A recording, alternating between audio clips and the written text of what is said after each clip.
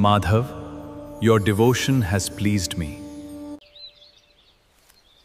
राम राम माधव. राम राम काका.